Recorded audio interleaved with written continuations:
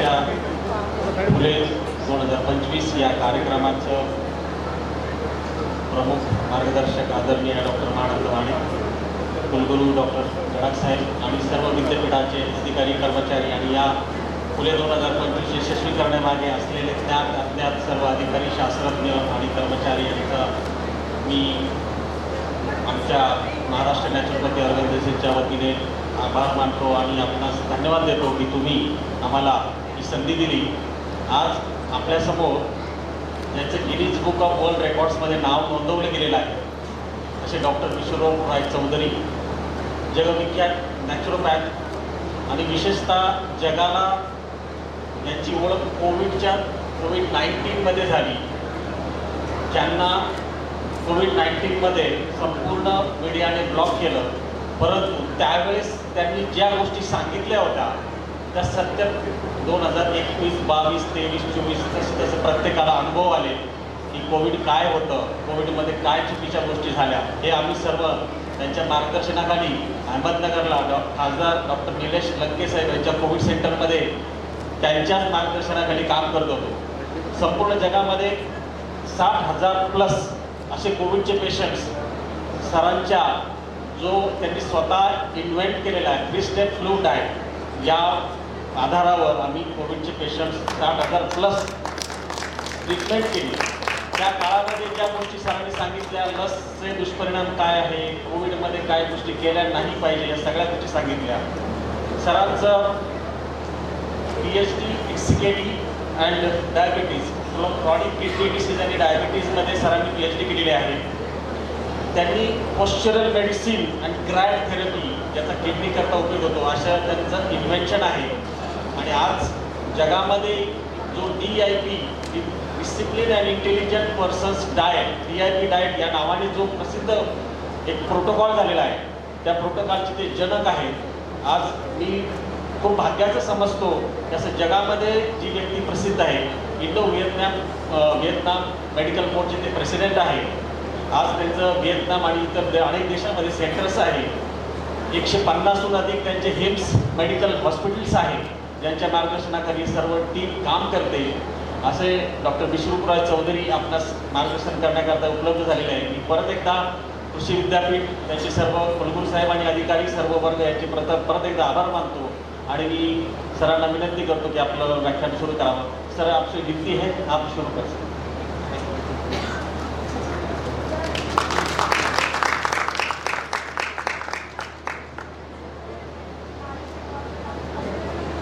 धन्यवाद अविनाश जी, आप सबका स्वागत है आज के इस कार्यक्रम में. आप यहाँ पे कुछ स्टूडेंट देख रहे हैं, एक ही तरह के ड्रेस है, यूनिफॉर्म है, तो आपको पता चल जाएगा कि वो एक ही ग्रुप से हैं. हिम्स मेडिकल एकेडमी के स्टूडेंट्स जो स्पेशली इस कार्यक्रम में आए हैं और पुणे में ही है हमारा हिम्स मेडिकल एकेडमी. तो जब हमारा कभी कोई साइंटिफिक कार्यक्रम होता है जहाँ पे सिर्फ डॉक्टर्स और साइंटिस्ट होते हैं, तो मेरा जो पहला जो टॉपिक होता है वो ये कि कोई भी ऐसी दवाई का नाम बता दो जिससे कोई भी एक बीमारी थोड़ा बहुत ठीक हो जाता हो. कोई भी एक दवाई जिससे कोई भी एक बीमारी थोड़ी बहुत ठीक हो जाती हो, ऐसा कोई दवाई का नाम बताओ. तो सब सोचने लग जाते हैं. कोई जवाब अभी तक तो आया नहीं. अब तो मैंने लोगों को प्रोत्साहित करने के लिए एक इनाम भी घोषणा करना शुरू कर दिया है कि जो ऐसा एक दवाई का नाम बताएगा जिससे कोई एक बीमारी थोड़ी बहुत ठीक हो जाती हो, एलोपैथिक दवाई का नाम, तो मैं उसको 10 लाख रुपए दूंगा. उसके बाद भी नहीं आते कोई. मैं आपको ये बताना चाह रहा हूँ, अगर आप बीमार पड़ते हैं, जो कि आप और मैं बीमार पड़ ही सकते हैं, तो याद रखिए एलोपैथी में ऐसी कोई दवाई नहीं जिसके लेने से किसी भी तरह का कोई फायदा है ही नहीं. और अगर आपके मन में कोई ख्याल आता है कि ऐसी दवाई है तो उसका नाम क्या है बताइए. क्या डायबिटीज़ की दवाई से डायबिटीज़ ठीक होती है या कंट्रोल होती है? ना ठीक होती है ना कंट्रोल होती है. आप देखेंगे जब दवाई लेते हैं कुछ महीने बाद दवाई का डोज बढ़ाना पड़ता है. कुछ महीने के अंदर उस दवाई के साथ साथ जॉइंट पेन शुरू हो जाएगा, ब्लड प्रेशर हाई होना शुरू हो जाएगा, तो उसकी दवाइयाँ और जुड़ जाएंगी. Same goes with blood pressure medication, same goes with cholesterol medication. कोई भी दवाई, कोई बोलेगा फीवर की दवाई पैरासीटामोल से फीवर कम हो जाता है, लेकिन फीवर तो कोई बीमारी है ही नहीं। Fever is not a disease, वो कोई बीमारी नहीं है। फीवर तो बल्कि आपका हथियार है। कैंसर के पेशेंट को अगर फीवर हो जाए तो कैंसर ठीक हो जाता है। कैंसर के पेशेंट को अगर फीवर हो जाए, फीवर वो ना उतारे पैरासीटामोल से, तो उसका कैंसर ठीक होने लगता है और अक्सर ठीक भी हो जाता है।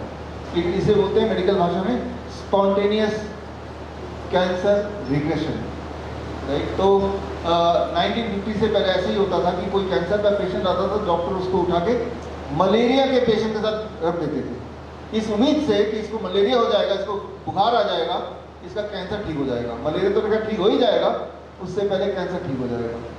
तो याद रखिए, कोई अगर कैंसर का पेशेंट हो तो आप दुआ कीजिए कि इसको बुखार आ जाए। लेकिन अगर हम बुखार में उस कैंसर पेशेंट को पैरासीटामोल से बुखार उतारेंगे तो उसका कैंसर फैलने लगेगा। तो यानी कि कैंसर हुआ तो बॉडी को पता उसका हथियार है। हथियार क्या है? बुखार। बॉडी ने हथियार को यूज करना शुरू किया, लेकिन आपने क्या किया? बॉडी का खुद का हथियार को आपने उसको डिस्ट्रॉय कर दिया, उसका सत्यानाश कर दिया। तो मैं इस बात पे आ रहा था कि फीवर कोई बीमारी नहीं है, हम फीवर को उतारने की जरूरत नहीं है। कोई लोग घबरा के बोलते हैं फीवर में अगर दिमाग फट गया, कुछ ब्रेन के सेल मर गए, तो कोई सीजर आ गया, कोई फिट्स आ गया। फीवर में ऐसा कुछ भी नहीं होता, और अगर फिट्स आता है तो कोई गंभीर बात नहीं है, वो इंसान ठीक हो जाएगा। और अगर फिट्स आना होगा तो फीवर को पैरासीटामोल से उतारेंगे तब भी आ ही जाएगा, वो उसको प्रिवेंट नहीं कर सकता। तो मैं यही बोलना चाह रहा हूँ टू स्टार्ट विद कि कोई भी अगर बीमारी पड़ती होती है किसी को, तो एलोपैथी में जाएंगे तो कोई इलाज है नहीं। इलाज तो है, लेकिन उसमें आपका प्रॉब्लम घटेगा नहीं, बढ़ जाएगा। यानी कि उसके बाद आपकी बॉडी को दो चीज़ से लड़ना है। एक तो बीमारी से लड़ ही रहा था, ऊपर से वो जो दवाई आपने ली उसके साइड इफेक्ट से लड़ना है। यानी कि जो लोग दवाई लेते हैं उनको दो बार ठीक होना पड़ता है। एक बार बीमारी से ठीक होता है, और दूसरी बार वो जो दवाई ले रहे थे आप उसके साइड इफेक्ट से ठीक होता है। They have to get cure twice. तो ये बात आपको हमें अच्छी तरह समझना पड़ेगा कि कोई जगह ही नहीं, हॉस्पिटल जाने की कोई ज़रूरत ही नहीं, जाएंगे तो फंसेंगे। आप ग्लूकोमीटर आपने सबने देखा, ग्लूकोमीटर ऐसा लगता है कि ग्लूकोमीटर के बिना काम ही नहीं चलता, ये सदियों से है। जबकि ग्लूकोमीटर का आविष्कार 70 साल पहले ही हुआ था, 50 साल से ही है ये। लेकिन ग्लूकोमीटर जब नहीं था तब भी तो डायबिटीज होगी, मधुमेह वो तो पहले से ही है। जब ग्लूकोमीटर नहीं था तब मधुमेह कैसे पता चलता था? ग्लूकोमीटर तभी भी आया है। इंसान तो इस धरती में 3 लाख साल पहले आया है, ग्लूकोमीटर तो 50 साल पहले आया है, 50 years ओनली।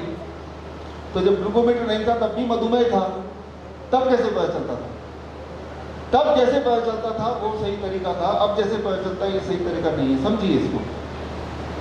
जिनको डायबिटीज होती है, मधुमेह होती है, 6 लोग खाना खा रहे हैं, लंच कर रहे हैं, डिनर कर रहे हैं, उनमें से एक इंसान होगा जिसको अधिक पसीने आएंगे, सिर्फ ऊपर यहाँ तक चेहरे पे, खाना खाते वक्त, चाहे ठंड का मौसम हो तब भी अनयूजुअल पसीने आएंगे जो बाकियों को नहीं होगा। यानी कि इस वाले इंसान को मधुमेह हो गया। जब हमारे बॉडी में शुगर ज़रूरत से ज़्यादा होती है ब्लड में, तो बॉडी उसे बाहर निकालने की कोशिश करता है। बाहर निकालने का एक रास्ता है पसीना। तो जब खाना खा रहे हैं तो बॉडी ओवरलोड हो गया, तो उसी वक्त फिर चेहरे पे पसीना आएगा, अनयूजुअल पसीना। आपको लगेगा कि इसको गर्मी लग रही है, लेकिन बाकी सब किसी को पसीना नहीं आ रहा, तो इसका मतलब इसको मधुमेह हो गया, डायबिटीज़ हो गई, राइट। पहली बात तो जैसे मैंने बताया, जब किसी को डायबिटीज़ होगी तो बॉडी उस एक्स्ट्रा शुगर को बाहर निकालने के लिए पेशाब का रास्ता अपनाएगा, पेशाब से निकालेगा। तो पहले क्या करते थे आयुर्वेद में, उसका पेशाब थोड़ा कहीं छिड़क के रख देते थे। अगर वो अभी भी कर सकते हैं, अगर वहाँ चींटियाँ लगने लगी तो इसको मधुमेह हो गया। तो इस तरह से। तीसरी बात, जिनका मधुमेह, जिनको असली में होता है, वो अगर अपना पेशाब को जीभ से टेस्ट करेंगे तो वो मीठा होगा, तो इनको मधुमेह हो गया। तो ये जो है, ये है असली डायग्नोसिस। अब जो आते हैं आज के डायग्नोसिस पे, जिसे बोलते हैं मॉडर्न डायग्नोसिस, ग्लूकोमीटर। ग्लूकोमीटर का डायग्नोसिस कितना मॉडर्न है, एक एक्सपेरिमेंट आज करके देखिए। एक ही समय एक ही ग्लूकोमीटर से 5 उंगली से ब्लड निकालिए तो आपको समझ आएगा, एक में 150, एक में 200, एक में 250, पाँचों में 5 अलग नंबर। कई लोग बोलते हैं किसको माने, मैंने बोला जो पसंद आए मान लो उसको। तो आप अगर यहाँ से ब्लड लेंगे तो अलग, यहाँ से ब्लड लेंगे तो अलग। कैपिलरी से जब भी ब्लड लेते हैं तो आपका ब्लड शुगर ज़्यादा आता है बाई 10%, यहाँ से ब्लड लेंगे तो वो 10% कम आएगा रेंज। तो मैं ये बोलना चाह रहा हूँ कि ये जो दिखने में मॉडर्न है वो उतना मॉडर्न है नहीं, वो मिसलीडिंग है और वो एक जाल है, एक ट्रैप है, इसको समझते हैं। First slide please. अब देखिए जो आप स्लाइड यहाँ देख रहे हैं, कितना ब्लड शुगर को नॉर्मल बोलना चाहिए, ये बातें सदियों से चल रही है। जब ग्लूकोमीटर नहीं था तब कैसे हाई ब्लड शुगर बोलते थे वो तो मैंने बता दिया। ग्लूकोमीटर आने के बाद फिर एक आंकड़ा, एक नंबर डिसाइड कर दिया कि इस नंबर से नीचे होगा तो ठीक है, इससे ऊपर होगा तो ब्लड शुगर आपको डायबिटीज़ हो गई है। लेकिन वो नंबर कौन सा होना चाहिए वो किसने बताया? कोई इंसान ने बोला होगा ना, बाइबल में तो लिख के आया नहीं कि 200 से नीचे है तो ठीक, उससे ऊपर ब्लड शुगर किसी इंसान ने तय किया होगा, राइट। तो 1979 तक 200 से ऊपर वाले को डायबिटीज बोला जाता था। फिर अचानक 1997 जब आया, 1999 आया, फिर एक आंकड़ा आ गया 126, फास्टिंग ब्लड शुगर 126, ये भी होना चाहिए, मतलब 2 ट्रैप आ गए। और उसके बाद 2003 आते आते 126 को और नीचे कर दिया, 100 कर दिया। फिर 2010 आते आते 3-4 और पैमाने लगा दिए कि HbA1c भी 5.6 से नीचे हो तो ठीक है, ऊपर है तो डायबिटीज़ है। मान लीजिए ये यूनिवर्सिटी है, कॉलेज है, कॉलेज में जब मैं कॉलेज में था तो पासिंग परसेंटेज 35% था। लेकिन अगर प्रिंसिपल को गुस्सा आ गया, उसने रूल ही चेंज कर दे, 80% से नीचे अगर बच्चे के नंबर आएंगे तो फेल बोल देंगे। फिर उस साल क्या होगा? बच्चे के मार्क्स उतने ही आए जितने हर साल आते हैं, लेकिन ज़्यादा ही बच्चे विल बी कॉल्ड एज, देखो इस साल तो ज़्यादा लोग बच्चे फेल हो गए।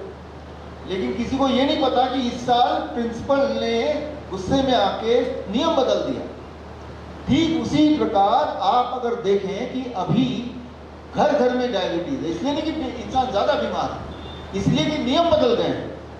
और नियम ऐसा है कि वो हर 1-2 साल में वो स्क्वीज होता जा रहा है, तो इसलिए वो जानबूझ के, ताकि आपको फ़ायदा हो, प्रॉफिटेबल हो जाए, जो फार्मा कंपनी को फ़ायदा हो, प्रॉफिटेबल हो जाए, इसलिए जो हाल डायबिटीज़ का है वही हाल बाकी बीमारियों का। ये मैं इसलिए बता रहा हूँ क्योंकि ताकि आप इनके जाल में ना फंस जाए, राइट। अगर हम बोलेंगे कि ये भाई HbA1c 5.6 क्यों कर दिया, इसके पीछे का सबूत दिखाओ, कोई सबूत नहीं है ही नहीं कोई सबूत। अगर आपने बोलेंगे 126 ये mg/dL कहाँ से आया, कोई सबूत नहीं है, बस लिख दिया तो लिख दिया, जस्ट कोई सपना आया तो लिख दिया, वही चीज़ को प्रमोट कर रहे हैं। लेकिन हम जब ग्लूकोमीटर से मेजर कर रहे हैं, हमें जो डॉक्टर ने बताया, हम उसी बात को ऐसा लग रहा है जैसे भगवान की वाणी कोई आई हो, उसी को पकड़ के बैठे हैं। हमने अपने डॉक्टर से नहीं पूछा, आपने 100 बताया, इसके पीछे का एविडेंस दो मुझे। आपको पूछना चाहिए कि एविडेंस क्या है, क्योंकि 100 अगर है तो कोई ना कोई एक एविडेंस होगा जिसके बेसिस पे डिसाइड हुआ होगा कि 100 का आंकड़ा रखना चाहिए। वो एविडेंस धरती पे है ही नहीं, तो ये समझना होगा हमें। Next please. अब जो एविडेंस है धरती पे, वो ये एविडेंस है जो आपके सामने 1983 का कितना ब्लड शुगर नॉर्मल होना चाहिए, इस पे पूरे देश में, दुनिया भर में बहुत सारे ट्रायल हुए। उनमें से एक ट्रायल जो ज़्यादा प्रचलित हुआ वो ये, उस ट्रायल में देखा गया कि जिन के ब्लड शुगर 227 mg/dL से अधिक होता है, उन्हीं को रेटिनोपैथी, उन्हीं को गैंग्रीन, उन्हीं को बहुत सारी जो और समस्या होती है, डायबिटीज जुड़ी हुई, किडनी फेलियर वगैरह होती हैं। और जिनका ब्लड शुगर 227 से नीचे रहता है उनमें ये सारी दिक्कतें अक्सर नहीं होती हैं। तो जब ये देखा गया तो बेंचमार्क क्या बन गया उस वक्त 227। तो जब कभी भी ट्रायल होता है, आप थोड़ा समझिए इस बात को, तो ट्रायल में ब्लड जब लेते हैं वो वेन से लेते हैं। हॉस्पिटल में ब्लड लेंगे यहाँ से लेंगे, आप घर पे जब ब्लड लेंगे तो कहाँ से लेंगे? उंगली से। उंगली से जब भी ब्लड लेंगे तो आपका ब्लड शुगर 10% अधिक आएगा। यानी कि अगर वेन से ब्लड लेंगे तो 227 आ रहा है, तो उंगली से ब्लड लेंगे तो उसी इंसान में कितना ब्लड आएगा, कितना ब्लड शुगर आएगा? लगभग 250। यानी कि बेंचमार्क दिमाग में रख लीजिए, अगर इसको आप मानते हैं कि 250 से नीचे अगर किसी का ब्लड शुगर है खाना खाने के 2 घंटे बाद बिना किसी दवाई के, तो वो नॉर्मल है। तो ये असली एविडेंस है, इसके अलावा और कोई एविडेंस है नहीं। तो एक एविडेंस इससे बड़ा ये है कि अगर आपको अनयूजुअल पसीना आता है खाना खाते वक्त, या पेशाब में ज़्यादा शुगर निकलता है, तो उससे यूरिनरी ट्रैक्ट इन्फेक्शन भी हो रहा है, तो एक तो वो निशानी है। लेकिन अगर ग्लूकोमीटर के भरोसे पे चलना चाहते हैं तो ये फिर भी एविडेंस बेस्ड है। तो मैं ये आपको क्यों बता रहा हूँ, क्योंकि ये डॉक्टर आपको नहीं बताएगा, वो तो 100 बोलेगा, और 100 को अचीव करने के लिए आपको दवाई लेनी ही पड़ेगी। दवाई से एक बार आंकड़ा तो आ जाएगा, लेकिन हमारा जो गोल है वो किसी आंकड़े को मैच करना नहीं है। हमारा गोल क्या है? हेल्दी रहना। Our goal is to remain healthy. तो फॉर एग्जाम्पल आपको समझाता हूँ मैं कि ये खेल कैसे खेला जाता है। अब ये अविनाश जी यहाँ बैठे हैं, आपको दिख ही रहा है। मैं वियतनाम गया, मैंने सोचा कि अविनाश के लिए मुझे चप्पल खरीदना है, गिफ्ट करना है। इनका साइज़ तो मैंने लिया ही नहीं, चप्पल का साइज़।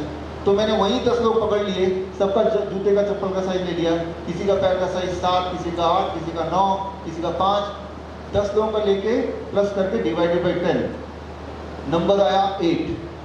तो मैंने सोचा अविनाश का पैर का साइज़ 8 ही होगा शायद। तो 8 नंबर का चप्पल लेके आके अविनाश को दिया, ये लीजिए मैंने अपने लिए चप्पल लेके आया हूँ। अविनाश पहन के देखा, बोला भाई ये चप्पल का साइज तो छोटा है, मेरा पैर तो बड़ा है।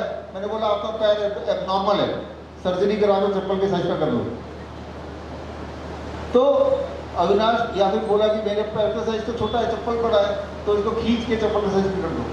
यहाँ ये समझना होगा कि अविनाश को अपने पैर का साइज चप्पल के हिसाब से नहीं करना है, चप्पल को अविनाश के हिसाब से साइज वाला होना चाहिए।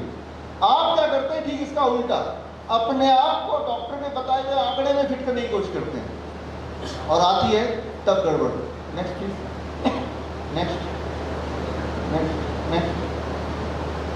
अब देखिए कोलेस्ट्रॉल की बात करेंगे। 1977 के अगर आप हेरिसन प्रिंसिपल इंटरनल मेडिसिन पढ़ते हैं तो वहाँ टोटल कोलेस्ट्रॉल 300 भी नॉर्मल था। 1988 आते आते 250 को नॉर्मल बोला, और उसके बाद 240 नॉर्मल है, आज 200 नॉर्मल है। नंबर कम होते जा रहे हैं, और आप अविनाश की तरह अपने बॉडी के कोलेस्ट्रॉल को उस साइज के बीच में फिट करने की कोशिश कर रहे हैं। उसके लिए चाहे दवाई क्यों ना खाना पड़े, चाहे अविनाश को सर्जरी करके पैर छोटा क्यों ना करना पड़े, राइट? क्योंकि आपने ये दिमाग में रख लिया कि 200 डॉक्टर ने बोला तो इससे नीचे करना ही पड़ेगा, चाहे फिर मैं दवाई लेके अपने आप को बीमारी क्यों ना कर लूँ। कोलेस्ट्रॉल की दवाई जो कि जहर है। लोगों को लगता है कोलेस्ट्रॉल मतलब कोई दुश्मन हमारा, ऐसे लगता है ना। देख, कोलेस्ट्रॉल जैसे नाम सुना आपने, कोलेस्ट्रॉल दिमाग में क्या आया? कोई न्यूट्रिशन आया या कोई पॉइजन आया? हर दिमाग में दिया कि पॉइजन है। एक एक्सपेरिमेंट कीजिए, अंडा से एक चिड़िया निकल आती है, एक जिंदगी बन जाती है। अंडे में ऐसा क्या है कि उसमें से पूरा एक जिंदगी, एक लाइफ, एक चिड़िया एक बन के निकलती है।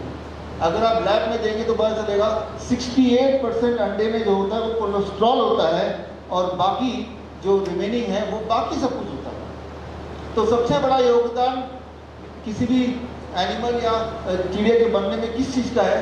कोलेस्ट्रॉल का है। तो वो हमारा एनिमी कैसे हो सकता है?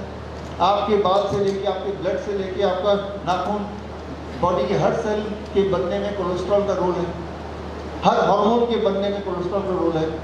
हर सेल का जो आउटर लेयर वो कोलेस्ट्रॉल का बना हुआ है। तो कोलेस्ट्रॉल कैसे आपका दुश्मन हुआ? ये बात समझनी पड़ेगी। लेकिन आपके दिमाग में क्या है कि वही 200 तो 200 से नीचे करना है, फिर चाहे वो दवाई लेनी पड़े, कुछ भी करना पड़े, दवाई लेके भी नीचे करेंगे। मतलब इससे नहीं कि आपको हेल्दी रहना, मतलब इससे मुझे आंकड़े में फिट होना है। मुझे डॉक्टर ने जो आंकड़ा दे दिया उसमें फिट होना है। डॉक्टर से ये नहीं पूछेंगे कि आंकड़ा आया कहाँ से, बस उसने बोल दिया।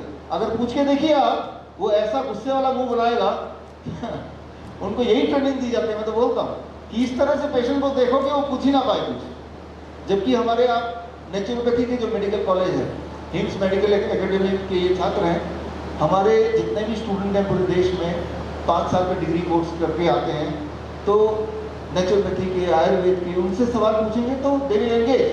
वो हर सवाल का जवाब देंगे। एक एक पेशेंट आधा घंटा भी लगाएंगे, 1 घंटा भी लगाएंगे। You don't need medication, you need education, है ना। लेकिन आप एलोपैथी के उसमें जाके एक सवाल पूछ के देखो, वो ऐसे आंख दिखाएगा कि आपको घबराहट हो जाएगी, आपका ब्लड प्रेशर और बढ़ जाएगा उल्टा। होता है कि नहीं? जैसे ही डॉक्टर बोलता है आपका ब्लड प्रेशर चेक करना, ये सोचते ही आपका ब्लड प्रेशर बढ़ जाता है। डॉक्टर बोलता है देखा आपका ब्लड प्रेशर हाई है, आपको बोलना चाहिए आप ही की वजह से तो हाई है। इसे बोलते हैं व्हाइट कोट सिंड्रोम। 70% लोगों में यही होता है। जैसे ही डॉक्टर को देखा बीपी बढ़ गया। भाई बीपी कब बढ़ता है समझना पड़ेगा हमें। यहाँ अगर कोई सांप आ जाए, मैं सांप देख लूँ, मेरा घबराहट आएगी ना, बीपी बढ़ जाएगा उसी वक्त, राइट। पल्स रेट बढ़ जाएगा। बीपी बढ़ता है इसलिए ताकि बॉडी अलर्ट होता है। एक ज़ेब्रा जब सेंस करता है कि आसपास कहीं शेर है तो क्या होता है, उसका हार्ट बीट बढ़ जाता है, पल्स रेट बढ़ जाता है, यानी कि उसकी बॉडी से प्रिपेयर कर रहा है फॉर ए फ्लाइट और फाइट, भागो या लड़ो, राइट। अगर उसका बीपी नॉर्मलाइज रहेगा तो वो अलर्ट ही नहीं रहेगा। यहाँ सांप आया, मुझे कुछ फील ही नहीं हो रहा, तो मैं अलर्ट नहीं हूँ, तो मेरे ऊपर अटैक हो जाएगा। तो बीपी बढ़ना बीमारी नहीं है। बीपी को खास तौर पे भगवान ने बनाया जब हम जंगल में रहा करते थे कि जैसे ही खतरा हो तो बॉडी आपको कैसे बताएगी आप खतरे में हैं, बीपी बढ़ा के। तो जैसे आप डॉक्टर के पास जाते हैं, आपके बॉडी ने आपकी बीपी बढ़ा के बता दिया आपको खतरा है, भागो यहाँ से। लेकिन आप क्या करते हैं, वहीं बैठे रह जाते हैं। इसीलिए जिंदगी भर डॉक्टर से सताए रहते हैं। तो इस बात को आपको थोड़ा समझना पड़ेगा। Next slide. अब देखिए कितना बीपी नॉर्मल होना चाहिए, ये एक सवाल आपके दिमाग में आएगा। बीपी कितना नॉर्मल होना चाहिए, ये जो सवाल आप पूछेंगे तो हर एक का अलग अलग जवाब है। ये सवाल अगर आप WHO से पूछेंगे वो बोलेंगे 120/80, नेशनल इंस्टीट्यूट हेल्थ से पूछेंगे वो भी 120/80 बोलेगा, यूरोपियन गाइडलाइन से पूछेंगे 140/90 बोलेगा, कॉकरेन से पूछेंगे बोलेंगे 160/100 से नीचे हो तो ठीक है। आप देख रहे हैं, तो दुनिया में बहुत सारे ऑर्गेनाइजेशन है जो उन्होंने ठेका ले रखा है कि हम बीपी बताएंगे किसका कितना बीपी होना चाहिए, राइट। अब आप देखिए, मान लो आप दवाई बेचते हैं, तो इनमें से कौन से वाले इंसान का बीपी का आंकड़ा आपको ज़्यादा अच्छा लगेगा? जो सबसे कम है, क्योंकि उससे क्या होगा, सबसे ज़्यादा पेशेंट खरीदेंगे, है ना। तो ये बात को आपको समझना पड़ेगा। और अभी पिछले साल से 2024 से जो देश के बड़े बड़े हॉस्पिटल है कॉर्पोरेट, वहाँ अगर जाके पूछेंगे बड़े बड़े डॉक्टरों को, तो उन्होंने बोलना शुरू कर दिया 115/75। हर थोड़े दिन बाद ये आंकड़े धीरे धीरे कम होते जा रहे हैं।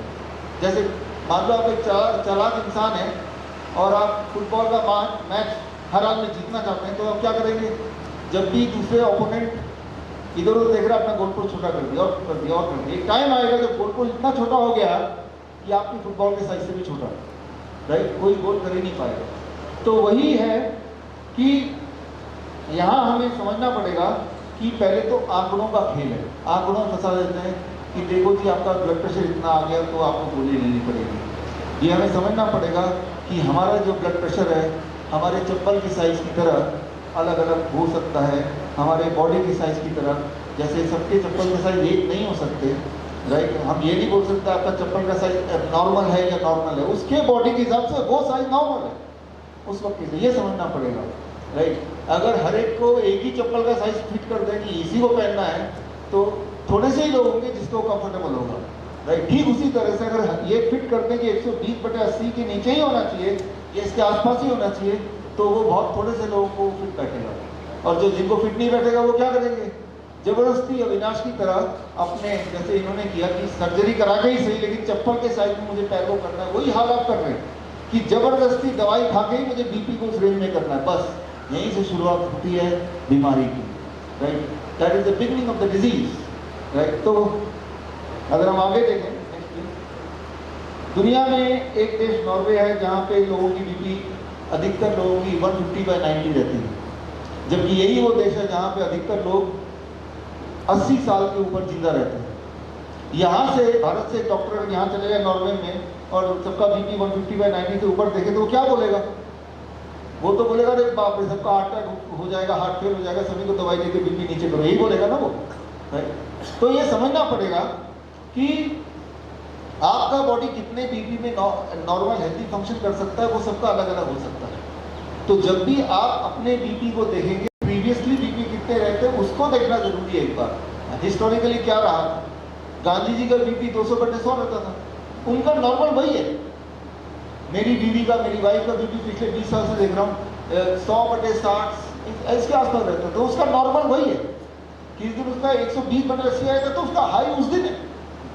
तो हर एक का जो आपका जो इतिहास रहा है उसको बेंचमार्क देखना पड़ेगा, ना कि हर एक को एक ही चप्पल के साइज में हम तौलें। तो नॉर्मली हम बीमार नहीं हैं, लेकिन ऐसा ताना बाना बना दिया है कि हमें विश्वास हो गया कि हम बीमार हैं। आंकड़ों के जाल में फंसा है, आंकड़े देखने ही नहीं है आप। अगर बीमार हैं तो सबसे पहले आपका बॉडी आपको बताएगा, सिम्टम देगा, कमजोरी का सिम्टम देगा, आपको चक्कर आएगा, आपको उल्टी आएगी, आपको दर्द करेगा, आपको फटीग होगा, तो वो बीमारी की निशानियां हैं। और अगर निशानी है तो बीमारी ठीक कैसे करना, उस पर मैं 5 मिनट में आ जाऊंगा। Next please. तो किसी को अगर लगता है कि हाई ब्लड प्रेशर से हार्ट अटैक आता है, तो पूरी दुनिया में देखा गया अधिकतर लोग जिनको हार्ट अटैक आता है उस वक्त उनका ब्लड प्रेशर लो होता है। ये लैंसेट का रिपोर्ट है, आपके सामने है आंखों में। तो कोई डॉक्टर अगर बोलता है कि हाई ब्लड प्रेशर से हार्ट अटैक आने के चांस ज़्यादा हैं, उनको या तो ये रिपोर्ट दिखाइए या उनसे पूछिए आप अपना सबूत आप दिखाओ कि ऐसा सत्य है क्या। क्योंकि वो डरा दिया आपको कि आप डर भी गए कि मेरे तो हार्ट अटैक आ जाएगा, तो मैं बीपी की गोली लेके बीपी कम करूँ। लेकिन क्या बीपी की गोली लेके बीपी कम करने से मेरे हार्ट अटैक के चांस कम होंगे? ऐसा कोई डॉक्टर लिख के दे सकता है? कोई नहीं लिख के देगा। कहीं लिखित दिखा सकता है ही नहीं, तो दिखाएगा कहाँ से?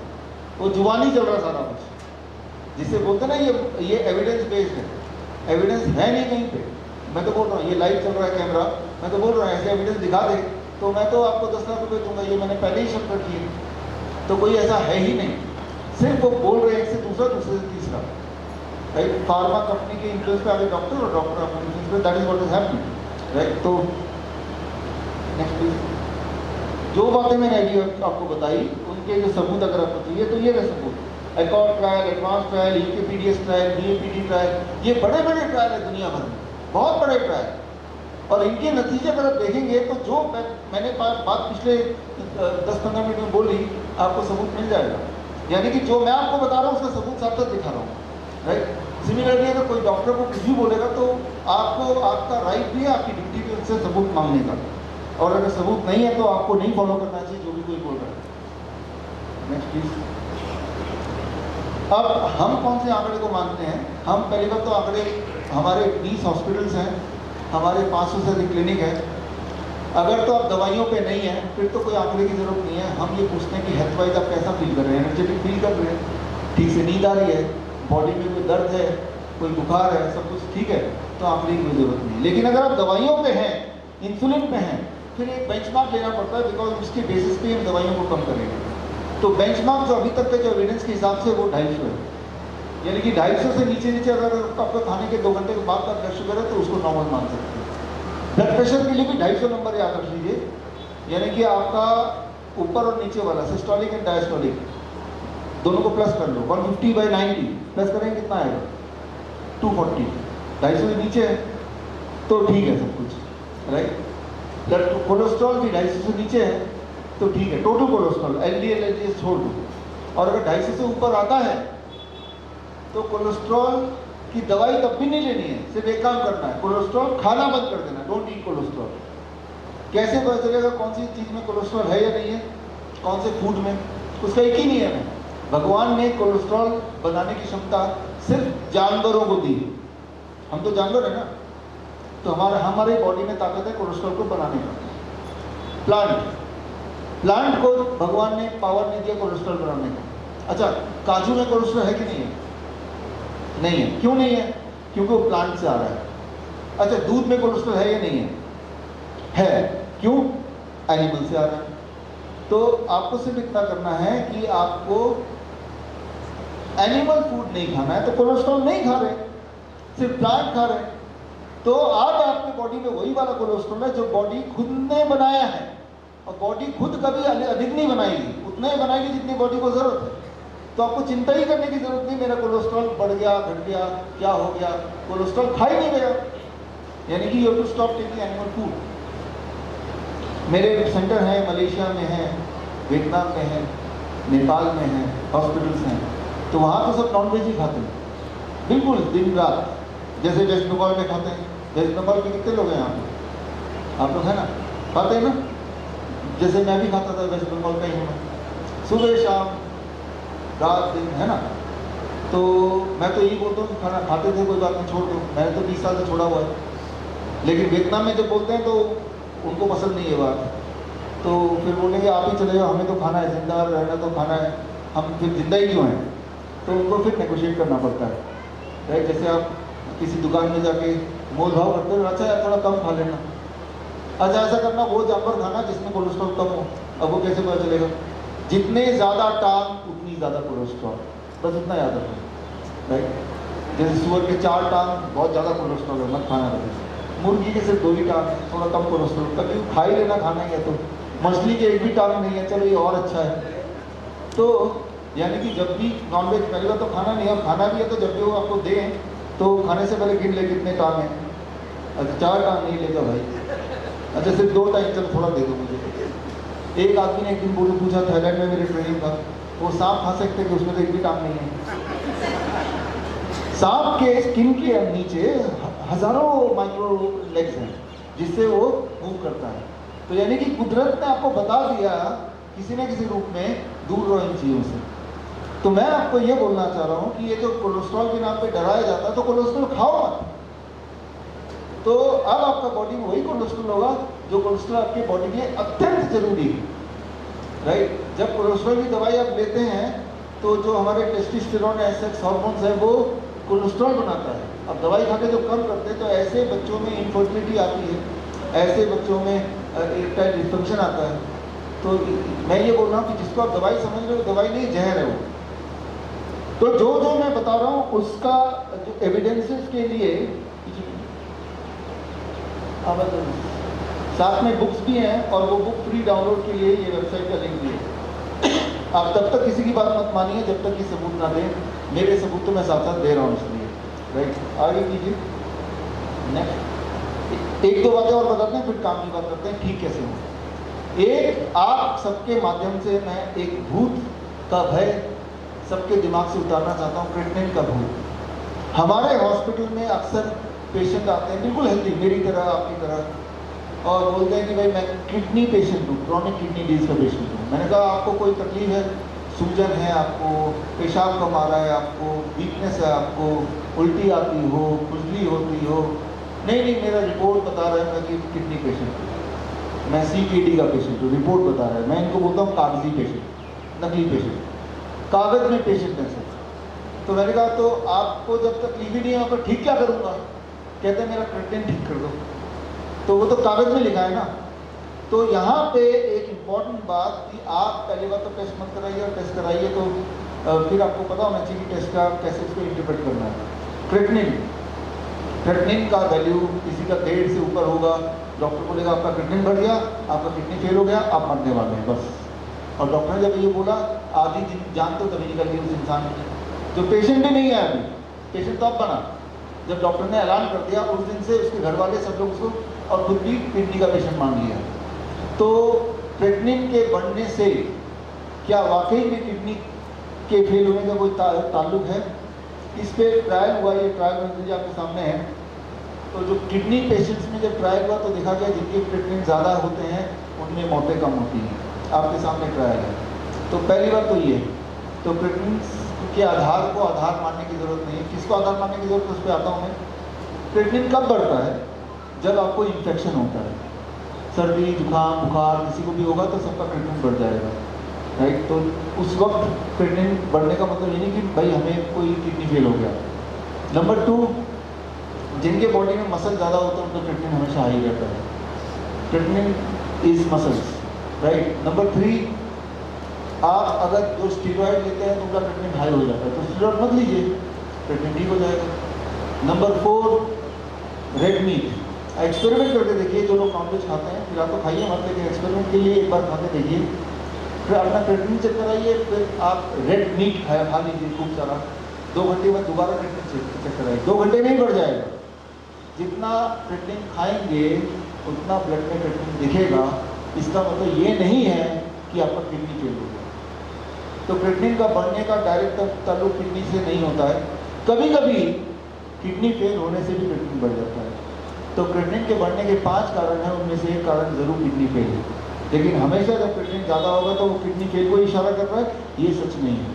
लेकिन भारत में डॉक्टर्स देखो आपका क्रिएटिनिन बढ़ गया और पहले ऐलान करते हैं किडनी फेल हो गया, और किडनी का इलाज जब करेंगे तो रही सही कसर जो है उसमें पूरा हो जाता है, जो किडनी वाकई फेल होता है। हम तो देखते हैं डायलिसिस पे जब जाता है एक अच्छा वाला इंसान, डायलिसिस हर दिन उसकी किडनी को फेल करने के लिए एक कदम और आगे बढ़ाती है हर दिन। तो डायलिसिस कॉजेस किडनी फेलियर। या फिर डायग्नोसिस के नाम पे किडनी का देखिए कैसा फंक्शन है। एक टेस्ट कराते हैं DTPA स्कैन। DTPA स्कैन करने से एक हेल्दी इंसान किडनी पेशेंट बन जाता है।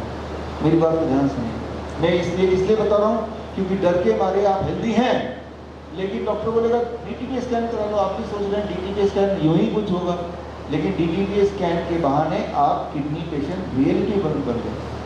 पहले नहीं थे, DTPA स्कैन ने बना दिया।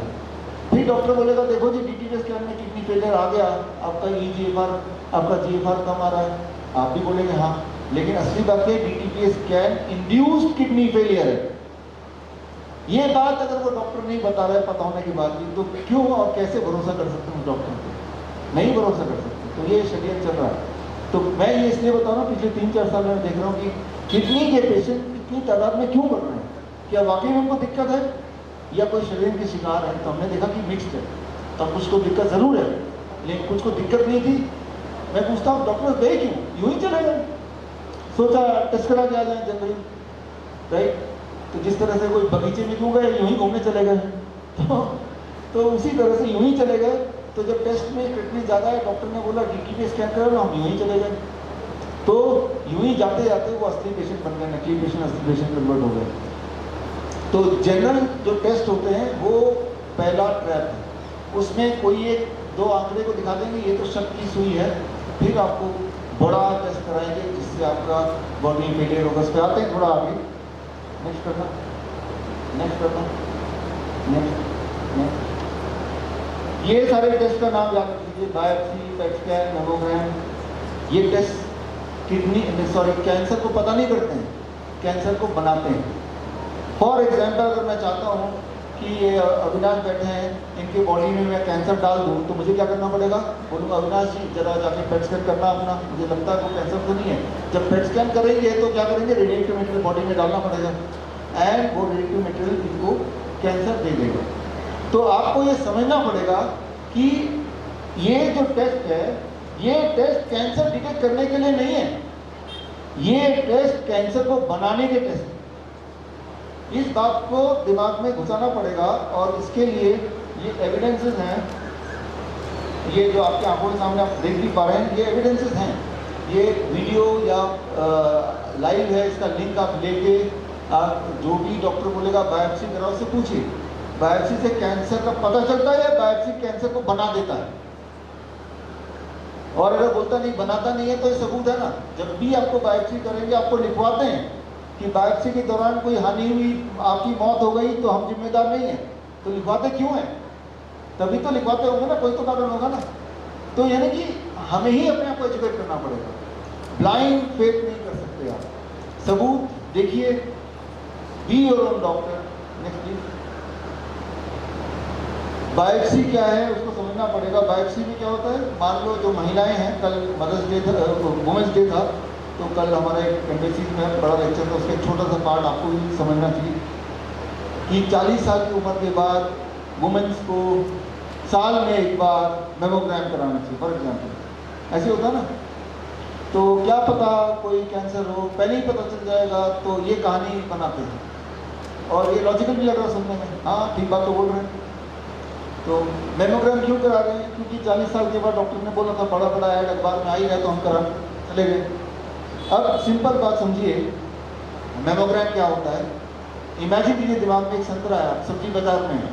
कई बार संतरा ठीक है कि नहीं, आप क्या करते हैं, इसे दबा के देखने की कोशिश करते हैं। तो सब्जी वाला क्या बोलेगा? और रुको रुको, दबाना नहीं। उसे पता है दबा लेंगे तो ये सड़ जाएगा, खराब हो जाएगा। अरे दूर से करो। टमाटर कोई इंसान मेरे जैसा दबा के देखते हैं कि भाई ठीक है कि नहीं, वो क्या बोलेगा? अरे दूर से देखो। उसे पता है कि सब्जी को दबाने से उसकी हेल्थ खराब होगी। आप क्या कर रहे हैं मेमोग्राम में? ब्रेस्ट को 22 kg के प्रेशर से दबा रहे हैं, जो कि बहुत पेनफुल है। जिस तरह से संतरे को दबाएंगे तो अंदर के सेल्स टूटेंगे तो वो एकदम सड़ जाएगा एक आध दिन में, ठीक उसी तरह से जब ब्रेस्ट को दबाते हैं तो अंदर के सेल टूट जाते हैं, और सेल जब टूटते हैं, इंजरी होती है, वो कैंसर बना देते हैं। कैंसर कोई नई बीमारी नहीं है। कैंसर का जो डेफिनेशन है, बायोलॉजिकल मेडिकल डेफिनेशन है, वो ये है, wound healing process which never stops, that is cancer, right. जब आपको कोई जख्म होता है तो उसमें वुंड हीलिंग प्रोसेस स्टार्ट हो जाता है, जख्म रिकवर हो गया तो वुंड हीलिंग प्रोसेस स्टॉप भी होता है। अगर वो स्टॉप नहीं हो पाता है, उसी को कैंसर बोलते हैं। वो कब होता है? जब रिपीटेड इंजरी होती है। तो बायोप्सी के नाम पे, पेट स्कैन के नाम पे मेमोग्राम कराएंगे तो सेल्स टूटेंगे, फिर कहीं सूजन आ जाएगी, डॉक्टर फिर क्या बोलेगा? रटी रटाई कहानी, कहीं कैंसर तो नहीं। छोटा सा एक स्लाइड लेते हैं, टुकड़ा लेते हैं, और उसको हम देखेंगे कि कैंसर है कि नहीं। वो जब टुकड़ा लेने का प्रोसेस है, वो और एग्रीवेट कर देगा सारे मामले को। वो टुकड़े को स्लाइड में डालेंगे, वो स्लाइड तो जैसा होगा जैसा आप देख रहे हैं। अब जो पैथोलॉजिस्ट को देखेगा, इसकी डिज़ाइन को सोचेगा कि ये कैंसर है या कैंसर नहीं है, बस इतना ही चाहिए। लेकिन अगर यही स्टाइल अब 10 पैथोलॉजिस्ट को देंगे तो कोई बोलेगा कैंसर, कोई बोलेगा एबनॉर्मल, कोई बोलेगा नॉर्मल। तो हमें समझना पड़ेगा कि बायोप्सी ना तो कराए, ना ही करा लिए तो विश्वास भी करने की जरूरत नहीं उस पर, क्योंकि वो रिलायबल होता ही नहीं है, राइट। तो नेक्स्ट प्लीज, नेक्स्ट प्लीज। एक आखिरी बात पेट स्कैन कि आजकल हमने देखा पिछले 10-15 साल से कि स्टेज 3 कैंसर है मुझे, स्टेज 4 कैंसर है। 15 साल पहले सिर्फ कैंसर वर्ड था, कैंसर है या नहीं है, लेकिन अब स्टेजेस में आ गया हो, स्टेज 1, 2, 3, 4 ये आ गया, है ना। पहले नहीं था, पहले था कि हाँ कैंसर येस और नो, अब उसके 20 स्टेज है। तो स्टेज कैसे पता चलता है कहाँ तक वो है स्टेजेस? अक्सर आप देखेंगे कोई बोलेगा मैं तो स्टेज 4 कैंसर है, तो आपके दिमाग मेंटल पिक्चर ये आनी चाहिए कि ये तो मरने वाला है, ये तो अपने पैर पे चल भी नहीं सकता होगा। लेकिन जब कोई इंसान बोल रहा है, अगर सामने आके आएगा आपके, तो देखेंगे ये तो बिल्कुल हेल्दी दिख रहा है। तो ये समझना पड़ेगा आपको, क्योंकि लाइफ आपकी है। पेट स्कैन ये होता है कि आप, उसका डेफिनेशन सिंपल ये है कि जो बॉडी के सेल ज़्यादा शुगर खाते हैं उन्हें हम कैंसर सेल मान लेंगे। ऐसा एक हाइपोथेसिस है, ऐसा एक नॉर्मल एक बना दिया प्रिंसिपल। कैसे पता चलेगा आपके बॉडी के कौन से सेल ज़्यादा शुगर खाते हैं? उसके लिए आपके बॉडी में शुगर इंजेक्शन से डाला जाता है, पूरे बॉडी में शुगर फैलेगा। कोई तो सेल ज़्यादा खाएगा, कोई कम भी खाएगा, कोई तो ज़्यादा ही खाएगा ना, राइट। जिस तरह से अगर आपको ये पता करना हो ये 30 बच्चे हैं, छोटे बच्चे, इनमें से कौन ज़्यादा शैतान है, तो आपने यूँ ही आर्बिट्रेरी एक नियम बना दिया, जो बच्चा ज़्यादा खाना खाएगा शायद वही ज़्यादा शैतान है। अब जब 30 बच्चे, उनमें से कोई तो ज़्यादा खाना खाएगा ना, जब कंपेयर करेंगे, राइट। जब कंपेयर करेंगे कोई तो ज़्यादा निकलेगा, कोई कम होगा, कोई ज़्यादा होगा। अगर जो ज़्यादा वाला भी कम होगा तो उससे भी कम कोई होगा, राइट। तो उसी तरह से अब कैसे पता चलेगा कौन से बॉडी के सेल ने ज़्यादा शुगर खाया? तो जो शुगर यहाँ इंजेक्ट करते हैं उसके साथ रेडिएक्टिव मटेरियल को बाइंड करके इंजेक्ट करते हैं कि जब शुगर सेल खा रहा है तो रेडिएक्टिव मटेरियल मेटाबोलाइज नहीं होगा, वो रेडिएक्टिव मटेरियल उस जगह पे इकट्ठा हो जाएगा, और बाहर से जब लाइट मारेंगे, रेज मारेंगे, तो वो चमकीला दिखाई देगा। तो आपको समझ आ जाएगा जहाँ चमक ज़्यादा है वहाँ पे शुगर ज़्यादा यूटिलाइज हुआ होगा, रेडिएक्टिव मटेरियल वहीं पे क्यों इकट्ठा हो गया। तो जितने ज़्यादा जगह चमक दिखेगी उतना स्टेज कैंसर बोल देना है।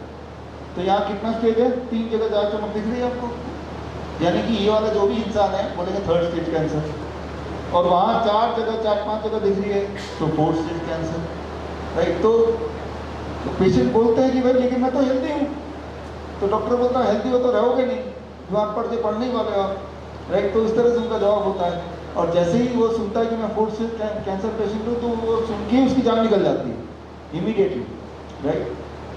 तो यहाँ पे जैसे मैं अभी 15 आधे घंटे से आपको बातचीत कर रहा हूँ, तो मेरे मुंह ज़्यादा यूटिलाइज हो रहा है। अब अगर मैं अपना पेट स्कैन करूँगा तो ये वाले सेल हंग्री है, तो यहाँ पे ज़्यादा चमक दिखाएगी, तो डॉक्टर बोलेगा कि आपको तो ओरल कैंसर हो गया है। मैं बोलूँगा मुझे तो कोई तकलीफ नहीं है, तो डॉक्टर क्या बोलेगा? तो हो जाएगी तकलीफ। तो उसके लिए वो क्या करेगा? बोलेगा चलो बायोप्सी करके यहाँ से पीस निकाल के देखना पड़ेगा, बस वहीं से शुरुआत हो जाएगी कहानी की। तो ये बातें आपको थोड़ी बहुत समझनी पड़ेगी। Next please, next. ये सारे एविडेंस हैं, जो बातें मैंने आपको बताई ये सारे एविडेंस हैं। Next please, next please, next. अब देखिए अगला पायदान क्या होता है? कीमोथेरेपी करा दो। आपको पता होना चाहिए कीमोथेरेपी कैंसर को ठीक नहीं करता, कैंसर को बनाता है, कॉजेस कैंसर, राइट। ये सबूत कीमोथेरेपी का आविष्कारक कौन है? Hitler, right. तो हिटलर जब वर्ल्ड वॉर में कि अपने कॉन्सेंट्रेशन कैंप में जो मस्टर्ड गैस एक्सपेरिमेंट यूज करते थे, वही चीज़ कीमोथेरेपी बन गई, chemical therapy, that is what you have seen. ये सारे एविडेंसेज हैं, पता नहीं दूर से आपको दिख रही है, राइट। लेकिन अगर नहीं दिख रहे तो विश्वरूप.com/कैंसर कैलेंडर में जाएंगे, कैंसर कैलेंडर, तो ये सारे एविडेंसेज आपको वहाँ मिल जाएंगे। या वीडियो तो यहाँ हो ही रहा है। Next please. Radiation causes cancer, जो रेडिएशन थेरेपी मिलते हैं। Next please. तो ये सारे एविडेंसेज हैं। Next please. Surgery causes cancer, जैसी सर्जरी करते हैं तो जो कैंसर सेल है वो बड़ी तेजी से फैलते हैं, तब ये प्रॉब्लम शुरू होती है। Next next. इम्यूनोथेरेपी, उससे भी हालत बदतर बन जाती है, यानी कि इम्यूनोथेरेपी कराने से जो पेशेंट है उसकी जो लाइफ एक्सपेक्टेंसी कम हो जाती है एंड क्वालिटी ऑफ लाइफ भी पुअर हो जाती है। नेक्स्ट। अब हम सोल्यूशन की तरफ बढ़ रहे हैं, उससे पहले मैं सिर्फ एक एग्जांपल देके करना क्या होगा कि घर जाने के बाद उस पर बात करेंगे सर। क्या नहीं करना है वो बताना ज़रूरी था, तभी आपको पता चलेगा क्या करना है, तभी उसकी इंपॉर्टेंस समझ आएगी। याद कीजिए 6 जनवरी का दिन था, इस साल नया साल 2025, 6 जनवरी। जब आपने टीवी खोला तो टीवी में एक भूत दिखाई दिया, HMPV का भूत। याद कीजिए कि HMPV नाम का एक नया वायरस आ गया है, भारत पे हमला कर दिया है, चाइना से अब आ गया। हाँ, वो कहाँ राजकोट में पकड़ा गया, वो जैसे कोई टेररिस्ट आ गया हो, राइट। उस पेशेंट को बंद करके कमरे में आइसोलेशन रखा गया, ये सारे टीवी में आ रहे थे।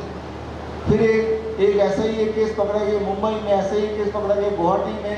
तो आपको ऐसा लगने लगा 6 जनवरी के बाद कि क्या मतलब दोबारा लॉकडाउन आ जाएगी, ये भी बात आने लगी टीवी पे, राइट। आपको याद होगा, राइट। फिर 23 जनवरी को सुभाष चंद्र बोस जयंती के दिन इनके पीछे का जो खेल है वो सारे सबूत हमने इकट्ठे किए, हमारी टीम ने इकट्ठे किए करके ये किताब लॉन्च किया, HMPV प्लैंडेमिक लॉन्च, पैंडेमिक नहीं प्लैंडेमिक। और जब ये किताब हमने रिलीज किया सोशल मीडिया के माध्यम से, अमेजन के माध्यम से, उसके अगले दिन से 24 जनवरी के बाद से अभी आप देखिए 9 अप्रैल हो गया है, तब से HMPV का भूत कहीं टीवी की स्क्रीन पे नहीं है, अचानक गायब हो गया।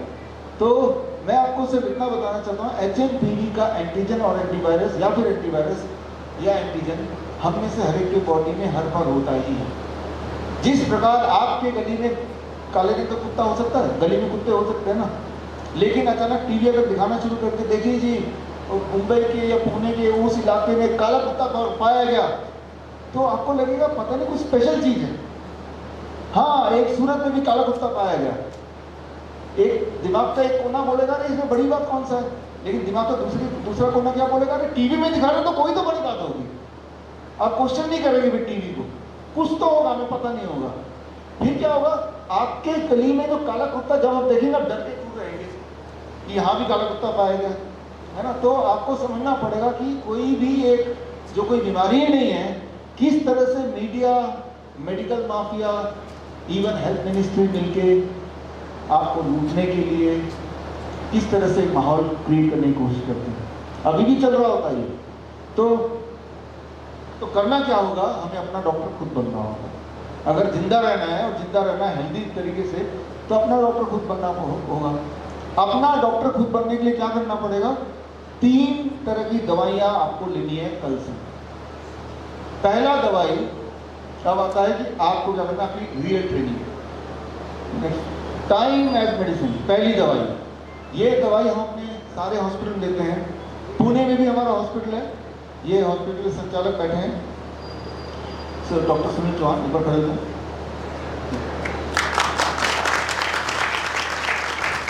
तो बैठिए, थैंक यू। जब भी हमारे हॉस्पिटल में पेशेंट आते हैं तो ये दवाई हम देते हैं, पता है कुछ काम करे ना करे, ये जरूर काम कर जाएगा, पेशेंट ठीक हो जाएगा, खुश हो जाएगा क्योंकि ठीक होना है। तो ये दवाई है, नेक्स्ट स्लाइड प्लीज। सुबह 8 बजे से पहले कुछ मत खाओ, शाम के 6 बजे के बाद कुछ मत खाओ, डिनर 6 बजे से पहले कर लेना है, फिर कुछ मत खाना, राइट। अगर आपने ऐसा कर दिया, ऐसा करते हुए 1 हफ्ते से 10 दिन हो गया, तो कॉन्स्टिपेशन, एसिडिटी, ब्लोटिंग ये सारे गायब होने लगेंगे, नींद वो बढ़िया होने लगेगी। लेकिन अगर ऐसा करते हुए 2 हफ्ते से ऊपर हो गए तो ये जॉइंट पेन वो नीचे आने लगेगा, बॉडी एक वो नीचे आने लगेगा। तीसरे हफ्ते में ब्लड प्रेशर, ब्लड शुगर वो नीचे आने लगेगा, यानी कि दवाई को छोड़ना, इंसुलिन टेपर डाउन करना की ज़रूरत पड़ जाएगी, मजबूरी हो जाएगी।